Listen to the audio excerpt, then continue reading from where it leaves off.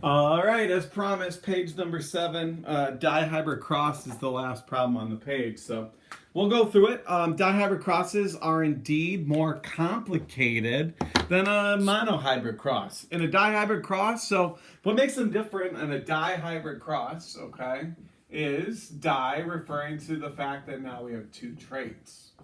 So far we've only been dealing with monohybrid crosses. So we've been saying, brown hair versus blonde hair, but it's just hair color, one trait, or eye color, that kind of thing. So what ends up happening here, it says in rabbits, the allele for brown coat color is dominant, the allele for white is recessive. So we're still keeping that big B being brown and little b equaling white, and this is again for coat color, okay? So what color are the rabbits? But then it also says, okay, so the allele for short fur is dominant. So short fur is dominant. So capital S equaling short. We always do the letter of the dominant trait. And the allele for long hair, therefore, would be a lowercase s. So we have short and long. Okay? So it says here, imagine mating a true breeding brown short-haired. What does true breeding mean? True breeding means every time those traits would express. So as such, true breeding is just another way of saying it's homozygous, meaning the alleles are the same. So it says we have a true breeding brown short-haired with a white long-haired. Okay, so let's say the male is that true breeding. All right, I'm just picking one. And so true breeding brown would mean big B, big B. And short would be big S and big S. Okay? Homozygous, homozygous. But notice we have two traits, brown, short. Being crossed with an individual, let's say it's the female here, okay, who is white and long. Now, they didn't have to tell us the true breeding part because that's implied, and here's why.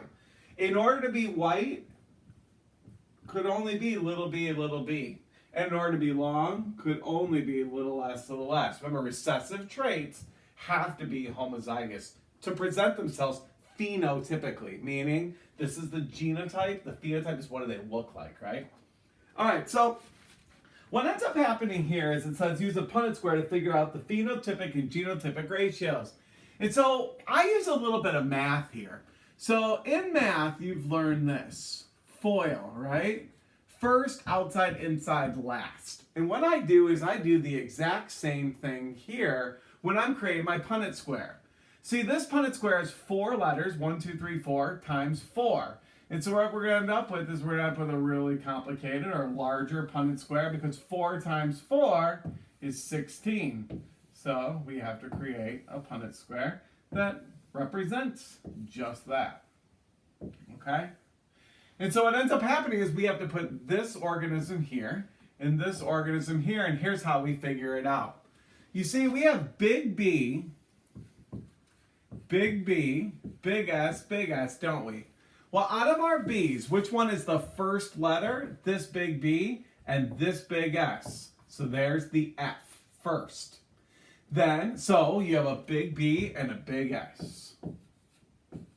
Now, outside. Well, what are the outside letters? This big B and that big S right there. Inside.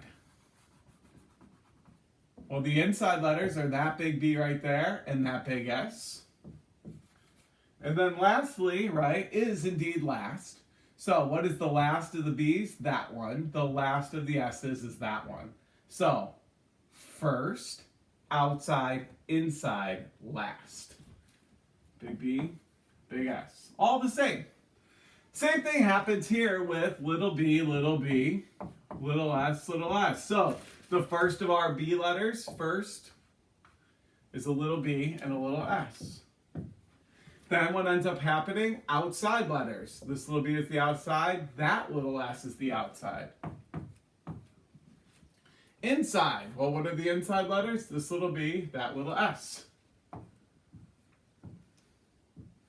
And then, last but not least, the last letters. Well, this little b is written last. This little s is written last, so it's that one. So little b, little s. Now, not a surprise. that all the gametes look the same. They're not necessarily exactly the same. They were different alleles. But at the same time, they're going to express themselves in a genotype format the same. So what would happen is when you join this, you're going to get big B, big S, little s. And you know what? That's actually going to continue for every square for the whole thing. And so ratios. Here are your ratios.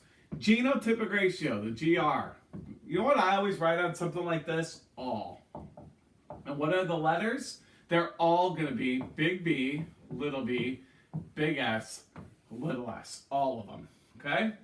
Now, phenotypically, what does that mean? Well, what are they going to look like? Remember, phenotypes, what do they look like? They are going to be all big B, right? Because this will mask the little b.